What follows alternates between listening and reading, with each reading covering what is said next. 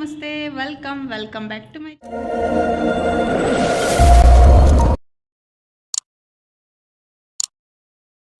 ಗದಿರಿ. ಎಲ್ಲರೂ ಆರಾಮದಿರಿ ಅಂತ ಅಂದ್ಕೊಳ್ತೀನಿ. ನಾನು ಕೂಡ ಸೂಪರ್ ಆಗಿದ್ದೀನಿ. ಬನ್ನಿ ಇವತ್ತಿನ ವ್ಲಾಗ್ನ ಸ್ಟಾರ್ಟ್ ಮಾಡೋಣ. ಸೊ ಇವತ್ತು ಬಂದುಬಿಟ್ಟು ಈಗ ನಾನು ಈವ್ನಿಂಗಿಂದ ವ್ಲಾಗ್ ಸ್ಟಾರ್ಟ್ ಮಾಡ್ತಾಯಿದ್ದೀನಿ. ಸೊ ಬರ್ರಿ ಹೋಗೋಣ. ಸೊ ಡಿಮಾರ್ಟಿಗೆ ಅಂತ ಹೇಳಿದ್ನಲ್ಲ, ಡಿಮಾರ್ಟಿಗೆ ಹೋದಾಗ ಅಲ್ಲಿ ವಿಡಿಯೋ ಏನು ನಾನು ಆಲ್ಮೋಸ್ಟ್ ಅಲ್ಲಿ ನಿಮ್ಮ ಜೊತೆಗೆ ಶೇರ್ ಮಾಡ್ಕೊಂಡಿದ್ದೀನಿ. ವಿಡಿಯೋ ತೊಗೊಳಂಗಿಲ್ಲ ಅಲ್ಲಿ ಡಿಮಾರ್ಟಲ್ಲಿ. ಸೊ ಹಂಗಾಗಿ ನಾನು ವಿಡಿಯೋ ಏನು ಕ್ಯಾಪ್ಚರ್ ಮಾಡ್ಕೊಳ್ಳಿಲ್ಲ ಅಲ್ಲಿ.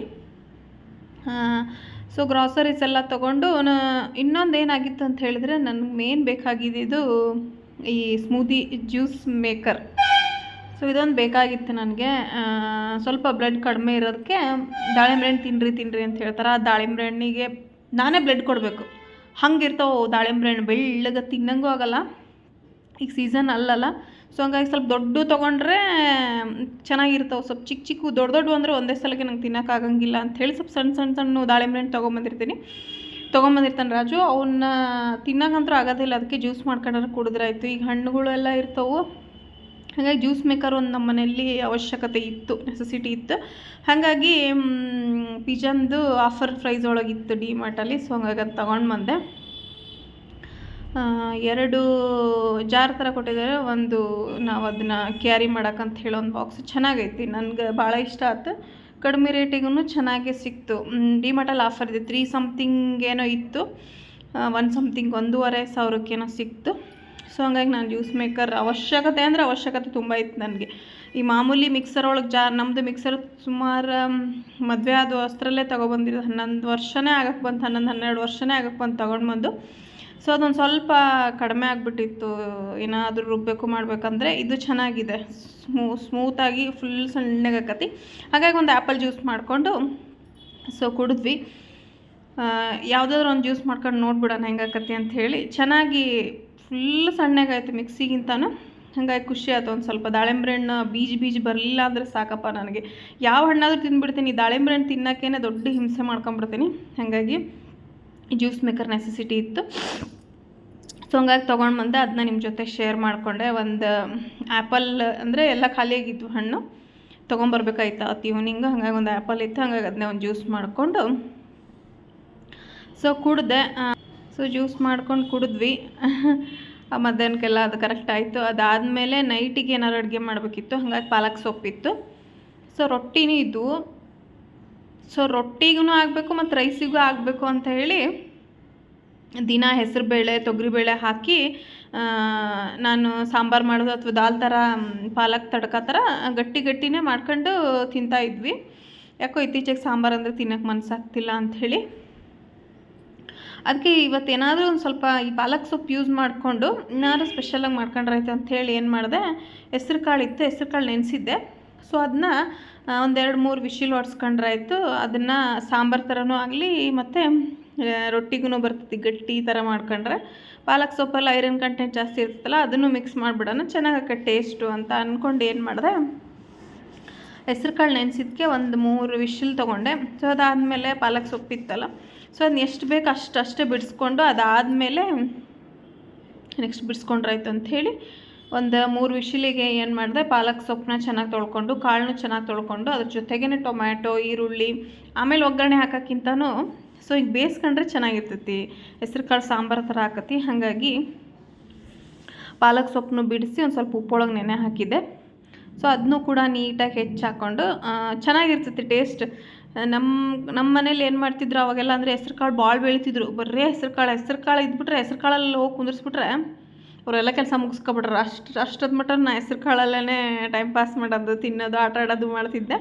ಅಷ್ಟು ಹೆಸ್ರು ಕಾಳು ಅಂದ್ರೆ ಇಷ್ಟ ನನಗೆ. ಹಾಗಾಗಿ ಭಾಳ ದಿನ ಆಗಿತ್ತು ಮಾಡಿರಲಿಲ್ಲ. ಅದಕ್ಕೆ ಈರುಳ್ಳಿ, ಟೊಮ್ಯಾಟೊ, ಪಾಲಕ್ ಸೊಪ್ಪು, ಹೆಸರು ಕಾಳು, ಒಂದು ಸ್ವಲ್ಪ ಸಾಂಬಾರು ಪೌಡ್ರ್, ಅರಿಶಿನ ಪುಡಿ, ಬೇಕಂದರೆ ನೀವು ಹಸಿಮೆಣ್ಸಿನ್ಕಾಯಿ ಹಾಕ್ಬೋದು, ಇಲ್ಲ ಖಾರದ ಪುಡಿ ಬೇಕಾದ್ರೂ ಹಾಕೋಬೋದು. ಹಸಿಮೆಣ್ಸಿನ್ಕಾಯಿ ಬೇಡ ಅಂತ ಹೇಳಿದ್ರೆ ಸ್ಕಿಪ್ ಮಾಡಿ ಖಾರದ ಪುಡಿನೇ ಹಾಕೋಬೋದು. ನಾನೇನು ಮಾಡಿದೆ, ಒಂದೇ ಒಂದು ಹಸಿಮೆಣ್ಸಿನ್ಕಾಯಿನ ಹಾಕಿದೆ. ಒಂದು ಸ್ವಲ್ಪ ಟೇಸ್ಟಿಗೆ ಹಸಿಮೆಣ್ಸಿನ್ಕಾಯಿ ಹಾಕಿದ್ರೇ ಅದು ಟೇಸ್ಟ್ ಬೇರೆ ಇರ್ತೈತಿ, ನೀವೇನೋ ಹೇಳ್ರಿ ಪಲ್ಯಗಳಿಗೆ. ಬಟ್ ಹೆಲ್ತಿಗೆ ಹಸಿಮೆಣ್ಸಿನ್ಕಾಯಿ ಒಳ್ಳೆಯದಲ್ಲ ಅನ್ನೋ ಕಾರಣಕ್ಕೆ 1-2 ಅಷ್ಟೇ ಹಾಕಿ ಖಾರದ ಪುಡಿ ಹಾಕಿ ಸಾಂಬಾರು ಒಗ್ಗರಣೆ ಹಾಕ್ಕೊಂಡು ಊಟ ಮಾಡ್ಕೊಂಡ್ವಿ. ನೆಕ್ಸ್ಟ್ ಡೇ ನಾನು ಲಾಗ್ ಸ್ಟಾರ್ಟ್ ಮಾಡಿದೆ. ಸೊ ಏನಪ್ಪ ಅಂತ ಹೇಳಿದರೆ ಅವತ್ತಿಗೆ ವ್ಲಾಗ್ನ ನಾನು ಕಂಟಿನ್ಯೂ ಮಾಡೋಕ್ಕಾಗಲಿಲ್ಲ. ನೆಕ್ಸ್ಟ್ ಡೇ ಕಂಟಿನ್ಯೂ ಮಾಡ್ತಾಯಿದ್ದೀನಿ. ಸೊ ಈಗ ಹೊರಗಡೆ ಹೋಗ್ತಾ ಇದ್ದೀವಿ. ಯಾಕಪ್ಪ ಅಂತ ಹೇಳಿದರೆ ರಾಜುಗೆ ಪಾಸ್ಪೋರ್ಟ್ ಮಾಡ್ಸೋಕ್ಕೈತಿ. ಅವ್ರು ಸುಮಾರು ದಿನದಿಂದ ಹೇಳ್ತಾ ಇದ್ದಾರಂತೆ ಆಫೀಸಲ್ಲಿ. ಹಾಗಾಗಿ ಇವಾಗ ಮಾಡ್ಸಿರೈತೆ, ನಾಳೆ ಮಾಡ್ಸಿರೈತೆ ಅಂಥೇಳಿ ಅನ್ಕೊತಾನೆ ಬರ್ತಾಯಿದ್ದಾರೆ. ಅದಕ್ಕೆ ಇವತ್ತು ಅಪಾಯಿಂಟ್ಮೆಂಟ್ ತೊಗೊಂಡಿದ್ರು. ಅವ್ರಿಗೆ 10 ಕಾಲಿಗಿತ್ತು. ಸೊ ಹಂಗಾಗಿ ಬೆಳಗ್ಗೆ ಬೇಗನೆ ಹೋಗಬೇಕಾಗಿತ್ತು. ಅದ್ರಾಗೂ ಎಲ್ಲ ಕೆಲಸ ಮುಗಿಸ್ಕೊಂಡು ಪೂಜೆ ಪುನಸ್ಕಾರ ಮಾಡ್ಕೊಂಡು ಹೋಗೋತ್ಲೇ ಲೇಟ್ ಆಗಿಬಿಡ್ತು. ಸೊ ನಾ ತಿಂಡಿ ತಿಂದಿದ್ದೆ, ಪಾಪ ಅವ್ನು ರಾಜು ತಿಂಡಿ ತಿಂದಿರಲಿಲ್ಲ. ಬೇಗನೆ ಆಗ್ಬೋದೇನೋ ಅಂತ ಅಂದ್ಕೊಂಡು ಹೋದ್ವಿ. ತಿಂತಾಯಿದ್ವಿ, ಅಷ್ಟರಲ್ಲಿ ಅಲ್ಲೇ 10 ಕಾಲಿಂದ ಏನೋ ಲಿಸ್ಟ್ ಬಂದುಬಿಡ್ತು. ಸೊ ಎಷ್ಟು ಜನ ಇದ್ದರು ಪಾಸ್ಪೋರ್ಟಿಗೆ ಅಂದರೆ ನಾನು ನೋಡಿದೆ 9 ಕಾಲು 8 ಕಾಲು ಸುಮಾರು ಜನ ಮಾಡ್ಕೊಂಡು ಹೋಗ್ಯಾರ. ಸ್ಟಾರ್ಟಿಂಗ್ ಇನ್ನೂ ಎಷ್ಟು ಜನ ಹೋಗಿದ್ರೋ ಗೊತ್ತಿಲ್ಲ. ನಾವು ಹೋದಾಗ 10 ಕಾಲಿಂದ ತೊಗೊಂಡಿದ್ವಿ. 10 ಕಾಲಿಗೆ ಲೈನ್ ಸ್ಟಾರ್ಟ್ ಆಗಿದ್ದು ನಾನು ನೋಡಿದೆ. ನಮ್ಮದು 1:30ಗೆ ಮುಗಿದಿದ್ದು. ಅಷ್ಟೊತ್ತಿನವರೆಗೂ ಕಾಲು ಗಂಟೆಗೆ ಒಂದೊಂದು 20-25 ಜನ 30 ಜನ ಲೈನಲ್ಲಿ ಇದ್ದೇ ಇದ್ದರು. ಸುಮಾರು ನಾನು ನೋಡಿದರೆ ನಿನ್ನ ಪಾಸ್ಪೋರ್ಟ್ ನಾವು ಹೋದಾಗ ಪಾಸ್ಪೋರ್ಟ್ ಮಾಡ್ಸೋಕೆ ಬಂದಿದ್ದು 1000 ಮೇಲೆ ಜನ ಬಂದಿದ್ರು ಏನೋ, ನಾನು ಲೆಕ್ಕ ಹಾಕಿದ ಪ್ರಕಾರ. ಪಾಪ ಇವನಿಗೆ ರಾಜುಗೆ ಭಯಂಕರ ಹೊಟ್ಟೆ ಹಸಿವಾಗ್ಬಿಡುತ್ತೆ. ಈಗ ಮುಗಿದೈತಿ ಅಂತೇಳಿ ಹೋಗಿ ಲೈನಿಗೆ ನಿಂತೇ ಬಿಟ್ಟು ಅಲ್ಲಿ 10 ಕಾಲಿಗೆ ಟೈಮ್ ತೊಗೊಂಡಿದ್ರಲ್ಲ, ಸೊ ಬೇಗ ಆಕತಿ ಅಂಥೇಳಿ ಬೇಗನೆ ತೊಗೊಂಡಿದ್ವಿ. ಹಾಗಾಗಿ ಲೈನಿಗೆ ಹೋಗಿ ನಿಂತ. ಅಲ್ಲಿ ಒಳಗಡೆ ಏನೇನು ಇರ್ತೈತಿ ಏನೇನಿಲ್ಲ ಅಂತ ಹೇಳಿ ನನಗಷ್ಟು ಐಡಿಯಾ ಇಲ್ಲ. ಬಟ್ ನೆಕ್ಸ್ಟ್ ಬ್ಲಾಗಲ್ಲಿ ನಾನು ನಿಮ್ಮ ಜೊತೆ ಶೇರ್ ಮಾಡ್ಕೊತೀನಿ. ಅಲ್ಲಿ ಪ್ರೊಸೀಜರ್ ಏನೇನು ಇರ್ತವೆ ಅಂಥೇಳಿ ನನಗೂ ಐಡಿಯಾ ಇಲ್ಲ. ಅದು ಅಂದರೆ ಒಳಗಡೆ ಪಾಸ್ಪೋರ್ಟ್ ಯಾರು ಮಾಡಿಸಿರ್ತೈತೆ ಅವ್ರದ್ದಷ್ಟೇ ಒಳಗೆ ಕಳಿಸೋದು. ನನಗೂ ಹೇಳ್ದೆ ಮಾಡಿಸ್ಬಿಡೋಣ ಈಗ ಅಂಥೇಳಿ. ಬಟ್ ನನಗೀಗ ನೆಸೆಸಿಟಿ ಇಲ್ಲ, ಮುಂದೆ ನೋಡೋಣಂತೆ, ನೀ ಮಾಡಿಸ್ಕೊ ಈಗ ಅಂತ ಹೇಳಿದೆ. ಸೊ ಹೋಗಿ ಅವನು ಲೈನಿಗೆ ನಿಂತು ಒಳಗಡೆ ಏನೋ ಒಂದು ABC3 ಅಂಥೇಳಿ ಪಾರ್ಟ್ ಮಾಡಿದ್ರಂತೆ. ಸೊ ಅಲ್ಲಿ ಏನೇನು ಇರ್ತಾವೆಲ್ಲ ನೆಕ್ಸ್ಟ್ ವ್ಲಾಗಲ್ಲಿ ನಿಮ್ಮ ಜೊತೆ ಶೇರ್ ಮಾಡ್ಕೊತೇನಂತೆ. ಪಾಸ್ಪೋರ್ಟ್ ಬಂದಾಗ ಅದ್ರ ಜೊತೆ ನಿಮ್ಮ ಜೊತೆ ಶೇರ್ ಮಾಡ್ಕೊತೀನಿ. ಹೊಟ್ಟೆ ಹಸಿವಾಗ್ಬಿಟ್ಟಿತ್ತು ಅವನಿಗೆ, ಭಯಂಕರ ಹೆಡ್ಡೇಕು ಸ್ಟಾರ್ಟ್ ಆಗಿಬಿಟ್ಟಿತ್ತು. ಅದಕ್ಕೆ ಬಂತು MTR. ನಾನು ಮೊನ್ನೆ ರಾಮೇಶ್ವರಂ ಕೆಫೆ ಒಳಗೆ ತಿಂದಿರೋ ಟೇಸ್ಟು ಅದೇ, ನಾನು MTRಲ್ಲಿ ತಿಂದಿರೋ ಟೇಸ್ಟ್ ನನಗೆ ಅಲ್ಲಿ ಸಿಕ್ಕಿತ್ತು. ಅದಾದಮೇಲೆ ನೆಕ್ಸ್ಟ್ MTR ನಾವು ಸುಮಾರು 8-9 ವರ್ಷನಾಗಿತ್ತು MTRಗೆ ಹೋಗಿದ್ದಿಲ್ಲ. ಸೊ ಅಲ್ಲೇ ಏನೋ ತಿಂಡಿ ಒಂದು ತಿಂದಿರಲಿಲ್ಲಲ್ಲ ರಾಜು, ಹಾಗಾಗಿ ಹೋಗಿ ಬಿಸಿಬೇಳೆಬಾತ್ ತೊಗೊಂಡ. ಎಂಥ ಟೇಸ್ಟ್ ಬಿಸಿಬೇಳೆಬಾತ್ ಅಂದರೆ ತಿಂದು ಕೈ ತೊಳೆದ್ರೂ ಸಹ ಆ ಘಮ ಹೋಗಿರೋದಿಲ್ಲ. ಟೇಸ್ಟ್ ಸಖತ್ತಾಗಿದೆ. ತುಪ್ಪದಾಗೆ ಮಾಡಿರ್ತಾರೆ ನೋಡಿ, ಮೇಲ್ಗಡೆ ತುಪ್ಪನೂ ಇಟ್ಕೊಟ್ಟಿದ್ದಾರೆ. ಮತ್ತು ಟೇಸ್ಟ್ ಮಾತ್ರ ಸಖತ್ತಾಗಿತ್ತು. ಅವನು ಬಿಸಿಬೇಳೆಬಾತ್ ತೊಗೊಂಡು ತಿಂದ. ನನಗೂ ಅಷ್ಟು ಹೊಟ್ಟೆ ಹಸಿವಾಗಿದ್ದಿಲ್ಲ. ಆದ್ರೂ MTRಗೆ ಹೋಗೇನಿ ಅಂದ್ರೆ ಹಂಗೆ ಬರೋಕ್ಕಂತರೂ ಮನಸ್ಸಾಗಲಿಲ್ಲ. ಅದಕ್ಕೆ ನಾನು ಒಂದು ಮಸಾಲೆ ದೋಸೆ ತೊಗೊಂಡೆ.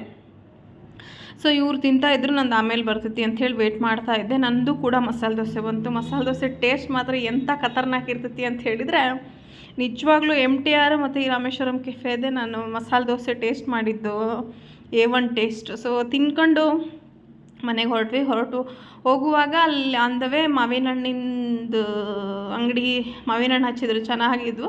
ಸೊ ಹಂಗಾಗಿ ಒಂದು kg ತೊಗೊಳೋಣ. ನಾ 1 kg ಹೇಳಿದ್ರೆ ರಾಜು 2 kg ತೊಗೊಳಕ್ತಿದ್ರು, ಅಷ್ಟು ಚೆನ್ನಾಗಿತ್ತು. ಸೊ ಹಂಗಾಗಿ ಮಾವಿನ ಹಣ್ಣೆಲ್ಲ ತೊಗೊಂಡಾದ್ಮೇಲೆ ಆ ಮಾವಿನ ಹಣ್ಣು ನೋಡತ್ಲೆ ನನಗೂ ತಿನ್ಬೇಕಂತ ಅನಿಸ್ತು. ಅದಕ್ಕೆ ಇಲ್ಲೊಂದು ಹೆಚ್ಚಿಬಿಡ್ರಿ ತಿಂದ್ಬಿಡೋಣ ಅಂಥೇಳಿ.